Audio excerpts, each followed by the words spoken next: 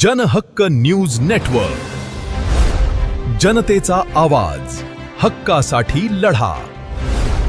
नमस्कार, जनहक्क news network मध्ये आपलं स्वागत आहे. हे धक्कादायक वास्तव आहे ग्रामपंचायत श्रीरामपूर पुसदच्या राम रहीम नगर येथील जिल्हा परिषद प्राथमिक मराठी शाळेचं.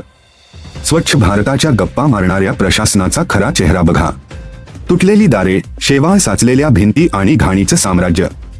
ही शाळा आहे की भूत बंगला? आत ना पाण्याची सोय, ना स्वच्छता. लहान मुलामुलींनी नैसर्गिक विधीसाठी जायचं तरी कुठे? आणि हे भयानक दृश्य बघा. यात स्वच्छतागृहाच्या खड्ड्यात एका कुत्र्याचं सडक पडलेलं शव. असह्य दुर्गंधी पसरली असून रोगांना थेट आमंत्रण दिले जातंय. परिसरात चहूबाजूंनी घाण पसरली आहे. जर या घाणीमुळे शाळेतल्या चिमुकल्यांच्या जीवाला काही धोका झाला, एखादी भयानक साथ पसरली, तर याची जबाबदारी शिक्षण विभाग घेणार का?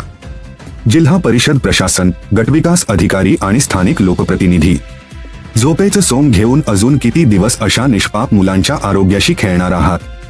हा आमचा थेट सवाल आहे.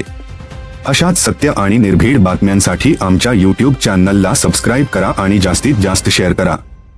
जय हिंद, जय महाराष्ट्र.